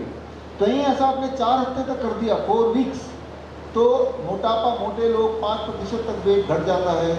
GERD, gastric oesophageal reflux disease ठीक होने लगता है। तो ये है टाइम एज मेडिसिन। एक इंपॉर्टेंट बात याद रखिए, जो चीज़ सूर्यास्त के बाद आप खाते हैं वही कैंसर बन सकता है, वही ट्यूमर बनता है, वही स्टोन बनता है, वही ब्लॉकेज बनता है। तो आपने खाया ही नहीं आपने शाम के 6 बजे के बाद, तो ट्यूमर अगर है, अगर स्टोन है भी, ब्लॉकेज है भी, तो बॉडी क्या करता है, क्योंकि आप मुंह से कुछ खा नहीं रहे हैं, तो बॉडी को खुराक कहाँ से मिलेगी? जो स्टोन ट्यूमर आपके बॉडी में ऑलरेडी है, बॉडी उसको ब्रेक करता है और उससे खुराक लेके पूरे शरीर में डिस्ट्रीब्यूट हो जाता है। तो आपको ट्यूमर से भी छुटकारा मिल गया और आप राइट, और नया कोई ट्यूमर पैदा नहीं होगा, because you are not eating after 6 PM, right. तो ना तो नया कोई ट्यूमर होगा, और अगर नया ऑलरेडी ट्यूमर है तो वो धीरे धीरे डिजॉल्व होने लगेगा, राइट। तो अगर ट्यूमर डिजॉल्व हो रहा है, स्टोन डिजॉल्व हो रहा है, ब्लॉकेज डिजॉल्व हो रहा है, पॉलिप डिजॉल्व हो रहा है, सिस्ट डिजॉल्व हो रहा है, कैसे, राइट। तो उसके लिए कोई सर्जरी करने की जरूरत नहीं है, जिस रास्ते वो आया है उसी रास्ते जाना होगा उसको। जितनी बार सर्जरी करेंगे उतनी बार वो नया नया पैदा हो जाएगा। फॉर एग्जाम्पल अगर मान लो यहाँ पे, अब मान लीजिए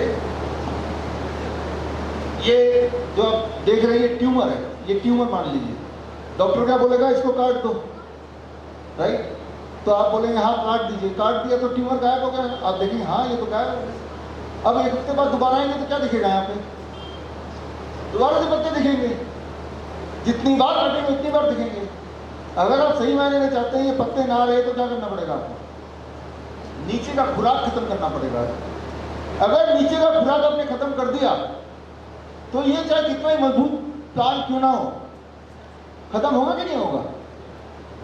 चाहे दुनिया का सबसे ताकतवर प्लांट भी क्यों ना हो, तब भी खत्म होगा। तो नीचे का खुराक कैसे खत्म करेंगे? सिर्फ इतना याद रखना है, आप अगर 6 बजे के बाद नहीं खा रहे हैं तो आप खुराक दे ही नहीं रहे, बस बात ही खत्म। क्योंकि जो कैंसर सेल है दैट इज फैट, वो खाता कब है? जब सूर्यास्त के बाद खाते हैं वही। आजकल हो तो क्या रहा है, रात के 10 बजे इंसान खाता है, जोमेटो से मंगाता है, नेटफ्लिक्स में 12 बजे मूवी देखता है, तब भी कुछ ना कुछ खाता है, 1 बजे 2 बजे तो वर्क फ्रॉम होम करता है, तब भी कुछ खाता है। आपका कोई अगर दुश्मन है, जानी दुश्मन, और आप चाहते हैं कि सड़ के गल के कैंसर से मर जाए, तो एक षड्यंत्र रचाइए, रोज रात के 10 बजे 11 बजे के घर जाइए, भाई साहब अपनी लड्डू लाए प्रसाद, और ऐसा अगर वो रोज खाएगा कुछ दिनों में उसकी बॉडी तबीयत बिगड़नी शुरू हो जाएगी।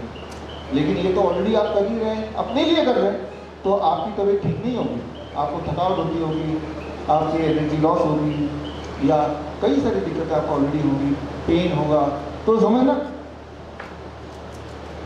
समझना पड़ेगा आपको कि आपने खुराक ही नहीं देना है। Don't eat after 6 PM। कभी कभी चीटिंग चल सकता है, लेकिन एज ए होल। अब हम अपने हॉस्पिटल में दूसरी दवाई देते हैं जो आप घर पे कीजिए, फूड एज मेडिसिन। इसमें हम देते हैं DIP डाइट। आप में से कितने लोगों को पहले से DIP डाइट का अंदाजा है? पता है? मोस्ट मैनी ऑफ यू, काफ़ी लोग। अभी तो 12-14 साल हो गए DIP डाइट बताते हुए। Next please. DIP डाइट का क्लिनिकल ट्रायल भारत सरकार ने किया 2 साल तक। नेक्स्ट, नेपाल सरकार ने किया। नेक्स्ट, लिंकन यूनिवर्सिटी मलेशिया में हुआ, और ये देखा गया DIP डाइट पे जब हम रखते हैं पेशेंट को, तो 72 आवर के अंदर ही डायबिटीज़ के अधिकतर पेशेंट का दवाई छोड़ना, इंसुलिन छोड़ना मजबूरी हो जाती है। 72 आवर यानी तीसरे दिन तक आते आते। लेकिन अगर 3 दिन से 1 हफ्ते तक जो DIP डाइट पे रहेंगे, साथ में 6 बजे वाला रूल भी है साथ में, तो high blood pressure, high cholesterol, intestinal disorder सब गायब होने लगते हैं। 1 महीने के अंदर 10% वेट घटता है। हार्ट डिजीज गायब होने लगता है। हार्ट डिजीज का मतलब एंजाइना, पेन, ब्रेथलेसनेस, ये सारे सिम्टम गायब होने लगते हैं। जब ये 2 महीने करते हैं तो थायराइड की दवाई छोड़नी पड़ती है। 3 महीने करते हैं तो ग्लूकोमा, कैटरैक्ट, मायोपिया, आंखों की जितनी सारी दिक्कतें हैं वो कम होने लगती है। तो जैसे जैसे DIP डेट लेते हैं, दोनों मेडिसिन साथ साथ लेते हैं, time as medicine and food as medicine, तो हर दिन उनको इम्प्रूवमेंट दिखता है। इम्प्रूवमेंट का जो टाइम लाइन है वो मैंने आपको बता दिया। अब DIP डेट क्या है वो आपको एक मिनट में समझा देता हूँ। नेक्स्ट, DIP डेट में 3 ही स्टेप है। स्टेप 1, ब्रेकफास्ट में 4 तरह के फल ले लीजिए अपने पसंद के, जो भी 4 तरह के फल आपको पसंद है। अगर आप डायबिटीज़ पेशेंट हैं तो मीठे फल जरूर लीजिए, आम लीजिए, चीकू लीजिए, अंगूर लीजिए। जितना मीठा फल आप खाएंगे उतनी जल्दी आपका डायबिटीज चला जाएगा। बहुत ही इंपॉर्टेंट बात है। तो कितना फल लेना है? ढेर सारा। फॉर एग्जाम्पल, मेरा बॉडी का वेट है 70 kg इंटू 10, दैट बिकम्स 780 ग्राम। मुझे 700 ग्राम फल तो खाना ही है 8 से 12 के बीच। अगर भूख या मन करे तो अधिक खा सकते हैं, लेकिन इतना तो खाने की कोशिश करनी है, राइट? कुछ और नहीं खाना, लेकिन 12 बजे तक। स्टेप 2, लंच और डिनर में जब भी बैठेंगे 2 प्लेट लेके बैठिए। एक प्लेट जो उधर देख रहे हैं प्लेट 2, वो तो वही वाला प्लेट है जो अभी भी खाते हैं। रोटी, सब्जी, दाल, चावल, उल्टा सीधा जो भी खाते हैं वही है। यानी कि आपके खाने को कम नहीं किया हमने, उसको वहीं रखा। उससे पहले प्लेट 1 यानी कि 4 तरह की कच्ची सब्जी ले लीजिए, टमाटर, खीरा, मूली, गाजर, ककड़ी, मटर, सलाद पत्ता, प्याज वगैरह जो भी आप बच्चा खा सके। और अपना बॉडी वेट इंटू 5, मेरा बॉडी वेट है 70 kg into 5, that become 350 grams. इतना अमाउंट पहले खाना है, फिर आपको प्लेट 2 खाना है। जब आप ऐसा खाएंगे तो भूख बढ़ेगी, प्लेट 2 नई रोटी खाएंगे जितना अभी तक खाते हैं, राइट? डिनर में भी यही करना है, डिनर 6 बजे से पहले करना है। एक आखिरी बात, पैक्ड फूड छोड़ दीजिए, animal food and dairy product छोड़ दीजिए। दूध, दही, लस्सी, मक्खन, घी, पनीर, चाट छोड़ ही दीजिए इसको। कई लोग बोलते हैं दूध में तो न्यूट्रिशन है, न्यूट्रिशन ज़रूर है, लेकिन वो न्यूट्रिशन आपके लिए नहीं है, वो न्यूट्रिशन गाय के बछड़े के लिए है ना। ज़्यादा न्यूट्रिशन का मतलब ये नहीं कि वो आपके लिए सूटेबल है। जिस तरह से ट्रक का टायर आप बोलेंगे ज़्यादा मजबूत है, हाँ ज़्यादा मजबूत है ट्रक का टायर, तो इसका मतलब ये नहीं कि वो ट्रक का टायर उठा के आप अपनी गाड़ी अपने कार में लगा देंगे, वो ट्रक के हिसाब से बना है। तो एक गाय का बछड़ा जो होता है 5-6 महीने में 100 kg का गाय बन जाता है। एक इंसान का बच्चा 100 साल में भी 100 kg का कई बार नहीं हो पाता। तो आपको ये पता है कि हमारी गाड़ी का जो स्पेयर पार्ट है, हर गाड़ी का अलग अलग होता है। तो दूध जो है हर प्राणी का वो अपना ही स्पीसीज का होना चाहिए, वो भी पहले कुछ महीने। इंसान ही एक ऐसा जानवर है जो जीवन भर दूध पीता है। इंसान ही एक ऐसा जानवर है जो दूसरे जानवर का दूध पीता है। गाय का शिकार शेर कर लेता है, कभी आपने सुना गाय को पकड़ के शेर ने से उसका दूध पीना शुरू कर दिया? तो लेकिन मैं आपको ये बोल रहा हूँ कि एक बार एनिमल फूड, डेयरी प्रोडक्ट छोड़ के देखिए, और स्नैक्स के हिसाब से स्प्राउट्स, नट्स जब चाहे खा सकते हैं। 8 बजे से लेकर शाम के 6 बजे तक। फल 12 बजे के बाद भी खा सकते हैं। धूप में बैठी थोड़ी बहुत देर, 40 मिनट नहीं बैठ सकते तो 10 मिनट ही बैठी। तो इसे हम बोलते हैं DIP डाइट, यानी कि फूड एज मेडिसिन। तो हमारे पास जो कैंसर पेशेंट आते हैं, हार्ट पेशेंट आते हैं, किडनी पेशेंट आते हैं, बोन डिजीज के पेशेंट आते हैं, जितने तरह के पेशेंट आते हैं, ये 2 दवाई जरूर देते हैं। तीसरी दवाई देते हैं जो बिल्कुल फ्री हर जगह उपलब्ध है, that is called 0 volt as medicine. 0 volt as medicine. 0 volt as medicine क्या है, इस बात को ध्यान से समझिए। अभी आप अपने जूते उतार के बाहर अगर जहाँ पे मिट्टी है वहाँ पैर रखेंगे तो आप सबका वोल्टेज 0 हो जाएगा, बिल्कुल 0। अभी 0 नहीं है, लेकिन 0 एक ही टाइम होता है जब पृथ्वी का वोल्टेज कितना 0। आपका वोल्टेज 0 कब होगा? जब आप पृथ्वी से अपने आप को जोड़ेंगे, राइट? जिस तरह से ये सारे जो इलेक्ट्रिकल इक्विपमेंट है 3 पिन प्लग में लगते हैं, तो पृथ्वी से जोड़ा जाता है ना उसको। तीसरा पिन क्या होता है? अर्थिंग। क्यों अर्थिंग जोड़ते हैं? ये क्यों अर्थिंग से जोड़ा हुआ है? एक ही कारण है, अर्थिंग से जोड़ने से कई कारण है, मुख्य कारण एक है, अर्थिंग से जोड़ने से इनकी आयु बढ़ जाती है। ठीक इसी प्रकार हमारी बॉडी एक इलेक्ट्रिकल इक्विपमेंट भी है। डॉक्टर जब स्टेथोस्कोप से चेक करता है तो आपका हार्ट बीट चेक करता है ना, तो आपकी इलेक्ट्रिकल सिग्नलिंग चेक कर रहा है। जब डॉक्टर बोलता है ECG करा लो, इलेक्ट्रोकार्डियोग्राम, तो आपकी इलेक्ट्रिकल वायरिंग चेक होती है। याद रखिए, जब मैकेनिकल फेलियर होता है हार्ट में, इसे हार्ट अटैक बोलते हैं, उससे इंसान मरता नहीं अक्सर। जब इलेक्ट्रिकल फेलियर होता है बॉडी में, उसे बोलते हैं कार्डियक अरेस्ट, जिसमें इंसान बचता नहीं कभी। Heart attack and cardiac arrest are not same. Cardiac arrest is electrical failure, heart attack is mechanical failure. तो आप एक इलेक्ट्रिकल इक्विपमेंट है, क्लियर है बात? तो आपकी वोल्टेज जब 0 होगी तो आपकी इम्यूनिटी सबसे ऊपर होगी। शून्य होने का एक ही तरीका है, जब आप यहाँ से बाहर जाके धरती से जुड़ेंगे, यानी कि पार्क में अगर नंगे पैर चलते हैं तो धरती से जुड़ गए, या बैठे रहते हैं नंगे पैर तो भी धरती से जुड़ गए, राइट। तो जब धरती से जुड़ेंगे तो क्या होगा? नेक्स्ट, हम अपने हॉस्पिटल में यही करते हैं, 10 सेकंड के अंदर अगर आप जमीन पे पैर रखते हैं आपका वोल्टेज 0 हो जाता है। लेकिन कहीं अगर आपने ये 20 मिनट तक कर लिया तो आपका मूड, आपका स्ट्रेस ये ठीक होने लगता है।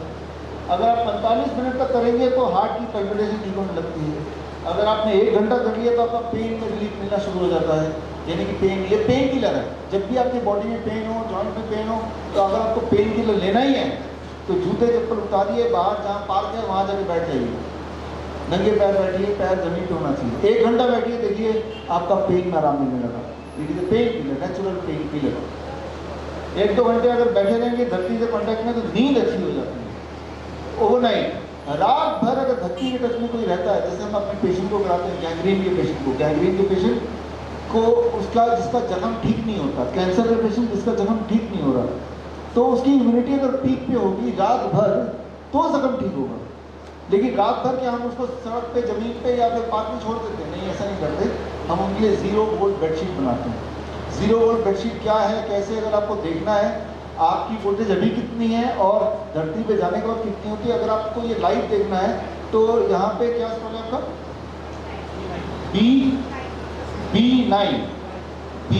B9 स्टॉल यहीं पे है। वहाँ पे आप मिलेंगे, आप मिलेंगे, वो जितेंद्र वो वहाँ बैठे वो मिलेंगे।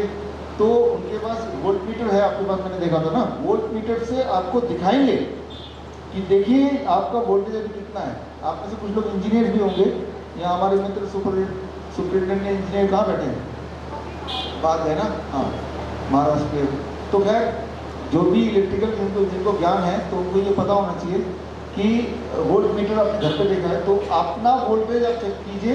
ये B9 में आगे सुपर बैठो बैठो, ये हमारे स्कूल से मित्र हैं, स्कूल में भी थे हम लोग, कॉलेज में भी साथ में थे। अभी महाराष्ट्र सरकार में आप सुपरिटेंडेंट इंजीनियर हैं इलेक्ट्रिकल पे, तो यानी कि अगर आपके शहर में लाइट आती है या नहीं आती है उसमें काफ़ी योगदान उनका खुद का भी है, दोनों तरह से ही। तो यहाँ पे मैं आपको ये बताना चाह रहा हूँ कि आपकी वोल्टेज 0 अगर है तो आपकी इम्यूनिटी बढ़ेगी। हमारे सारे हॉस्पिटल में जब पेशेंट्स रात भर सोते हैं तो सबका वोल्टेज 0 हो जाता है, क्योंकि हर बेड के ऊपर हमने 0 वोल्ट बेडशीट लगाया हुआ है। 0 वोल्ट बेडशीट आप घर पे खुद बना सकते हैं, बहुत आसान है। उसके लिए ये जो स्टॉल बताया हमने, वहाँ जाके वोल्ट मीटर भी है, वो डेमोन्स्ट्रेशन भी, आप देखिए, सीखिए, फिर उसको कर लीजिए, राइट। तो हमने देखा कि ब्लड डिसऑर्डर बड़े बड़े होते हैं, वो ठीक होने लगते हैं जब 0 वोल्ट बेडशीट्स पर पेशेंट्स होते हैं। तो धरती, एक आखिरी बात इस कॉन्टेक्स्ट में बोलना चाहूँगा कि आपने गौर किया होगा, सर्दी पड़ती है, गर्मी पड़ती है, लू चलता है, बारिश होती है, जानवर जो बाहर हैं, भिखारी जो बाहर हैं, वो बीमार नहीं पड़ते नॉर्मली, वो सस्टेन कर जाते हैं, जिंदा रह जाते हैं। आप गौर कीजिए, जो भिखारी है, बहुत, मैं तो देखता हूँ, आप भी गौर कीजिए कि सालों साल जहाँ भीख मांगे वहीं पाए जाते हैं, जिंदा रहते हैं, उनको कोई इंसुलिन डिपेंडेंट हो गया, किसी डायलिसिस हो गया, ऐसा नहीं होता। तो ऐसा नहीं कि उनका खाना बड़ा अच्छा है, भिखारी आपको खाना भी नहीं है, उनके पास न्यूट्रिशन भी नहीं है। और जो जानवर हैं सड़क पर घूमने वाले, उनको भी खाना कोई मिल रहा नहीं मिल रहा है, वो जिंदा कैसे रहते हैं? वो क्यों नहीं मर जाते जल्दी? कारण एक कि जब आप धरती के टच में रहेंगे तो आपकी इम्यूनिटी हमेशा पीक पे रहेगी, वो आपको जिंदा रखेगी, वो आपको ताकत दे देगी, तब ठंड नहीं लगेगी। जब ठंड का मौसम हो, यहाँ तो उतना ठंड होती नहीं है, तब वो लोग बाहर होते हैं, भिखारी है, उनके कपड़े ही नहीं है, उनको ठंड नहीं लग रही, उनका चप्पल भी नहीं है, घर भी नहीं है, वो सीधे ज़मीन पे दिन में न जाने कितनी बार वो ज़मीन को टच करते हैं और वो उनको प्रोटेक्ट कर रही है। तो धरती को, और अगर मैं आपसे पूछता हूँ आखिरी बार कब जमीन को टच किया, आपको सोचना पड़ जाएगा, राइट। तो हमारे तो हॉस्पिटल में 8 घंटे 10 घंटे रोज जमीन के टच में रहते हैं थ्रू 0 वोल्ट बेडशीट, जो आप डेमो में आज आप दिखाइएगा यहाँ B9 स्टॉल में जाके। तो ये जो धरती है वो हर एक को अवेलेबल है, पक्षी को भी है, पक्षी जब पेड़ पे बैठता है, पेड़ धरती से कनेक्टेड है तो वो कंडक्टिव है, राइट। और वो जानवरों को भी अवेलेबल है, लेकिन इंसान ऊंचाई पे उठता जा रहा है, ऊपर जाता जा रहा है, धरती से जुड़ाव खत्म हो गया, इसीलिए इंसान ज़्यादा बीमार रहता है। तो हम अपने हॉस्पिटल में ये तीसरी दवा देते हैं, जीरो मोड मेडिसिन, और हमारे पेशेंट तो ठीक हो जाते हैं, बड़ी तेज़ी से ठीक होते हैं, आराम मिल जाता है। इस तरह से आराम मिलता है। ये मैंने ये टाइमलाइन जो हमें पेशेंट के हिसाब से वो मैंने आपकी आंखों के सामने दिया है, आप करके देखेंगे तो आपको लाभ मिलेगा। 3 दवाइयाँ हम देते हैं और कुछ इमरजेंसी मेडिसिन भी देते हैं। किसी को हार्ट अटैक आ गया तो क्या करेंगे, राइट? कोई बेहोश हो गया तो क्या करेंगे? किसी को सूज गया बॉडी तो क्या करेंगे? कमजोरी आ गई, फीवर आ गया, ब्लड प्रेशर हाई हो गया तो क्या करेंगे? तो उसके लिए इमरजेंसी मेडिसिन। इमरजेंसी मेडिसिन में आपको सिखाना चाहता हूँ कि इमरजेंसी हो जाए तो घबराइए मत। जो दवाई मैं आपको बता रहा हूँ ये घर पे कीजिए, चांसेस ज़्यादा है कि वो ठीक हो जाएगा। हम और आप भगवान नहीं हैं, लेकिन हम थोड़ी बहुत मदद कर सकते हैं, राइट?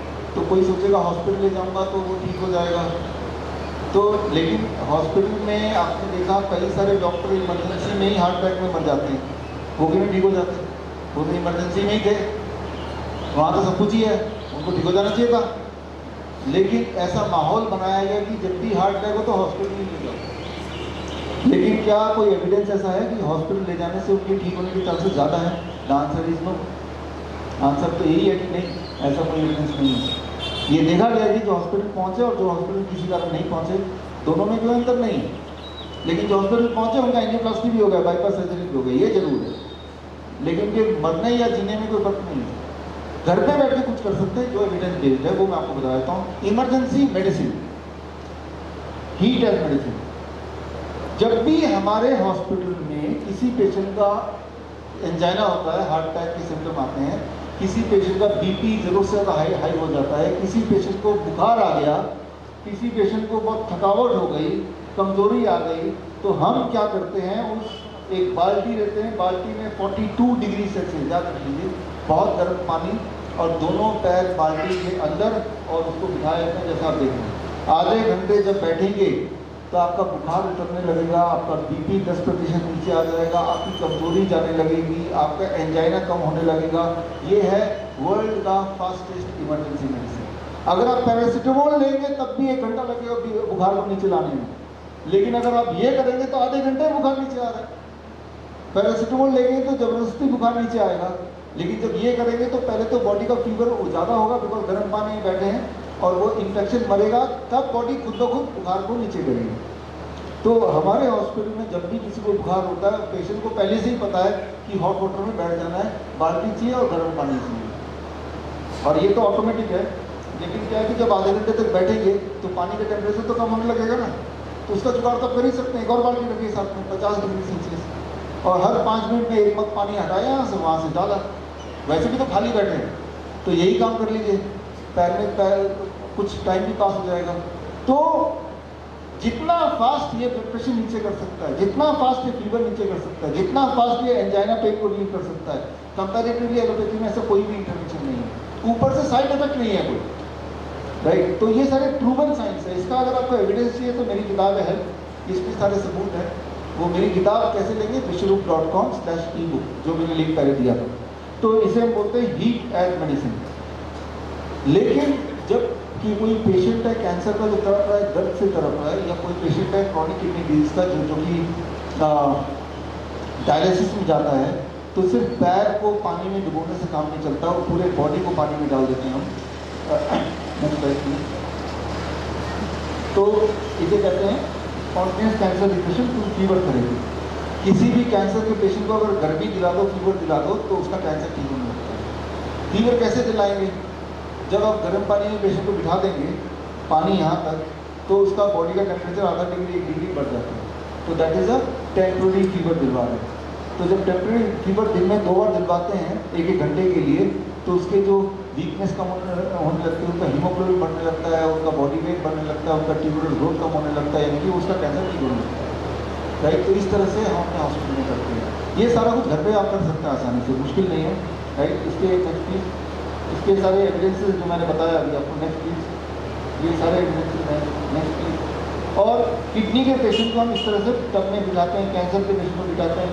यहाँ पे देखिए गले के ऊपर वाला हिस्सा जो है ये टब के बाहर है, तो आपके सिर पे इसका कौन सा प्रेशर है? 1 एटमॉस्फेरिक प्रेशर। लेकिन जितना पार्ट पानी के अंदर है उसमें जो प्रेशर है एटमॉस्फेयर का प्रेशर है प्लस पानी का प्रेशर है। सबसे ज़्यादा प्रेशर बॉडी के कौन से अंग पे होगा इस वक्त?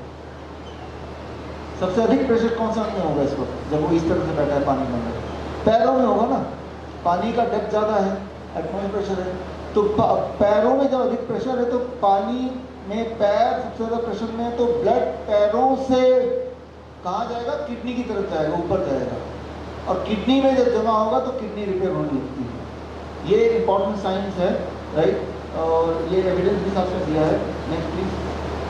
इससे जो स्ट्रोक वॉल्यूम हार्ट का वो 20% लगभग बढ़ जाता है, ब्लड की रीडिस्ट्रीब्यूशन हो जाती है, और इससे नेक्स्ट प्लीज कई सारे हार्मोन के प्रोडक्शन कम हो जाते हैं जो बॉडी के ब्लड प्रेशर को बढ़ा रहा है, बॉडी को डैमेज कर रहा है। कई सारे हार्मोन का प्रोडक्शन बढ़ जाता है जो बॉडी को हेल्प कर रहा है ब्लड प्रेशर घटा के या प्यूरिफाई करने में, और इससे नेक्स्ट प्लीज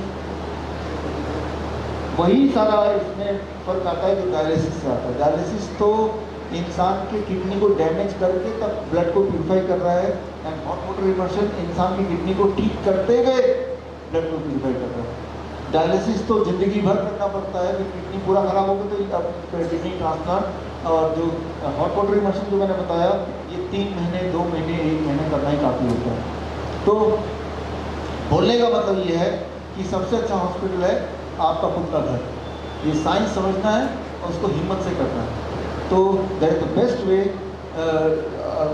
बीमारी से दूर रहने के लिए, दवाइयों से दूर रहने के लिए, और डॉक्टरों से भी दूर रहने। मैं बोलता हूँ freedom from 3 Ds, drugs, disease and doctors, right. 3 D से फ्रीडम। जो बातें मैंने बताई वो visual.com/ebook इसमें जाएंगे तो आपको मिल जाएगा। एक आखिरी बात बता के इसको क्लोज करते हैं। कोलैटरल हार्ट के पेशेंट अगर हैं तो उसको सिर्फ इतना समझना है कि जिस तरह से आपकी गाड़ी में 4 पहियों के अलावा एक स्टेपनी भी होती है, और आपको ये पता है कि जब भी कभी जीवन में गाड़ी चला रहे हैं और अगर पंचर हो गए तो स्टेपनी निकाला, लगाया, जिंदगी की गाड़ी आगे चलेगी, है ना। ठीक उसी तरह से जब से हम पैदा हुए हमारी बॉडी में भी भगवान ने हार्ट में बल्कि सारे ऑर्गन में स्टेपनी बना के भेजा है, यानी कि आइडल ब्लड वेसल्स। जैसे गाड़ी में स्टेपनी होता है जो आइडल यूं ही पड़ा हुआ है, वैसे ब्लड वेसल, इसे कहते हैं कोलैटरल आर्टरी, कोलैटरल सर्कुलेशन। तो जब आपको कभी हार्ट अटैक आएगा तो बॉडी खुद ब खुद वो स्टेपनी ऑन कर देती है, और जिससे हम जिंदा रहते हैं। अधिकतर टाइम यही होता है, और 50% टाइम ऐसा होता है कि जब बॉडी ऐसा कर रही होती है तो इतनी स्मूथली कर देती है तो आपको झटका नहीं लगता, आपको पता ही नहीं चलता हार्ट अटैक आया भी था कि नहीं। बाद में कभी अल्ट्रासाउंड वगैरह करने से वहाँ जले हुए मरे हुए सेल दिखते हैं तो लगता है कि कभी हार्ट अटैक आया था लेकिन बॉडी रिकवर कर गई, तो इसे कहते हैं साइलेंट हार्ट अटैक। तो बोलने का मतलब ये है कि आपके बॉडी के अंदर एक डॉक्टर ऑलरेडी बैठा हुआ है जो काम कर रहा है। शायद आप सबके या मुझे भी हार्ट अटैक कभी ना कभी पड़ा हो, थोड़ा अनईजीनेस लगा हो, थोड़ा स्ट्रेच लगा हो, फिर हमने ध्यान ना दिया हो, यानी कि बॉडी काम कर रही है। तो जिस प्रकार आपका जब स्टेपनी लगता है तो एक टायर जो पंचर हो गया तो पंचर पड़ा है तब भी गाड़ी चल रही है, ठीक उसी तरह से आपका जो ब्लॉकेज वो वहीं का वहीं है, लेकिन नया रूट खुल गया, कोलैटरल आर्टरी सर्कुलेशन चालू हो गया। इसे मेडिकल भाषा में बोलते हैं नेचुरल बाईपास। नेचुरल बाईपास होगा कैसे? वैसे तो अपने आप कुदरती होता ही है, तभी हम सब जिंदा भी हैं। न जाने हमारे बॉडी में किसी के बॉडी में कब हार्ट अटैक आया हो, हमें पता ही ना चला हो, साइलेंट हार्ट अटैक उस वक्त ये इसी ने बचाया। लेकिन अगर आप चाहते हैं कि ये कोलैटरल आर्टरी खुल जाए जल्दी से, उसके लिए जो थोड़ी देर पहले मैंने दिखाया था, नाइट्रिक ऑक्साइड का प्रोडक्शन बढ़ाना पड़ेगा। नाइट्रिक ऑक्साइड का production, nitric oxide collateral artery को खोलने में काम करती है। नाइट्रिक ऑक्साइड बढ़ाने का बेस्ट तरीका क्या है? सबसे ज़्यादा अधिक नाइट्रिक ऑक्साइड बढ़ाने का काम करती है कौन सा फूल? पत्ते, ग्रीन लीव्स, जैसे पालक के पत्ते, पुदीने के पत्ते, धनिया के पत्ते, पान के पत्ते, किसी भी तरह के पत्ते। आप देखेंगे ये एक शेर भी जब बीमार पड़ता है तो पत्ते खाता है, आपके घर का कुत्ता बीमार पड़ता है वो भी पत्ते चबाने लगता है। तो पत्ते are the best medicine, right. तो जो हमारे डायबिटीज़ के पेशेंट होते हैं, इंसुलिन डिपेंडेंट पेशेंट होते हैं, जब उनके इंसुलिन छुड़ा नहीं पाते हैं बाकी सारी बातों के बावजूद भी, तो हम उनको पत्ते खिलाते हैं। कितना पत्ते? जितना उनका वेट। मेरा बॉडी वेट 70 kg, तो 70 ग्राम पत्ते खाने में जरूर। 70 ग्राम को 3 पार्ट में डिवाइड कर दें। ब्रेकफास्ट से पहले 20 ग्राम 25 ग्राम, लंच से पहले 25 ग्राम, डिनर से पहले 20-25 ग्राम। तो हर भोजन से पहले पत्ते चबा के, जब चबाते हैं पत्तों को, ये चबाने का जो एक्शन होता है वो एक्शन सिग्नल भेजता है, बॉडी को तैयार करता है। अब जब फूड आएगा बॉडी पहले से प्रिपेयर्ड है, तब वो food will work as a medicine. ये बड़ा इंपॉर्टेंट, कई सारे इंपॉर्टेंट बोला उनमें से एक बताया। दूसरी सबसे इंपॉर्टेंट बात जो नाइट्रिक ऑक्साइड बनाने में हेल्प करती है वो है वेजिटेबल्स। और तीसरी जो पावरफुल तो है हमारा ये है कि the best doctor is you. ये सारी चीज़ हम अपना हॉस्पिटल में करते हैं, लेकिन हम ये नहीं चाहते कि हमारे हॉस्पिटल आए, घर पे ठीक हो जाओ। लेकिन कई लोग हैं आलसी, आप ही कर दो, तो हम बोलता हूँ आ जाओ भाई। तो बस वही लोग जो आलसी हैं, जो अपना पैसा खर्चा करना चाहते हैं, राइट, यूँ ही उनको तो हम बोलते हैं कि हमारे हॉस्पिटल में अगर खर्चा ही करना है तो हमारे हॉस्पिटल आ जाओ। ठीक होना है तो ये तरीका है, ये घर पे करेंगे तब भी उतनी अच्छी तरह से ठीक होंगे जितना हमारे हॉस्पिटल में आके ठीक होंगे, कोई फर्क नहीं है। जब ये लेक्चर चल रहा है तो ये वीडियो लाइव चल रहा है, और बहुत लोग हैं जो मुझसे कभी मिले ही नहीं, एक बार सुन लिया, घर पे करके ठीक भी हो गए, फिर किसी और लेक्चर में आके मिल के बता रहे हैं। तो मैं ये बोलना चाह रहा हूँ सभी से, और जो लोग लाइव सुन रहे हैं उनसे भी, कि मैं ठीक होने के लिए मुझसे मिलना या मेरे हॉस्पिटल में आना या हमारे किसी क्लिनिक में डॉक्टर में जाना, उससे ठीक होने के चांस बढ़ेंगे क्या? बिल्कुल नहीं, उतने ही रहेंगे जितना कि घर पे इनको एज इट इज करने से। उतना ही हमने देखा ये कि अधिकतर लोग मिले नहीं कभी और ठीक हो गए, बाद में आके बोले। यहाँ पे उनमें से एक बैठे हैं जब, है ना, एक बार खड़े हो जाइए, ये अभी पहली बार मिले यहाँ पे बैठे हुए, और ऐसे आप में से कई लोग हैं मिले ही नहीं कभी। तो ये है असली ठीक होना कि बी योर ओन डॉक्टर, अपना डॉक्टर खुद बने। और इसी के साथ मैं इजाज़त चाहता हूँ। आपने सुनना, ध्यान से सुना, बड़ा अच्छा लगा। All the best, thank you, जय हिंद।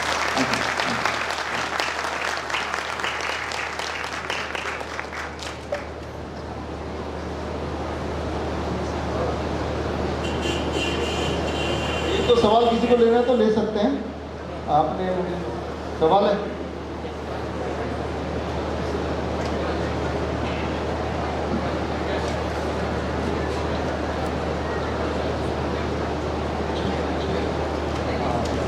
कोई सवाल है तो पूछ सकता है, माइक है।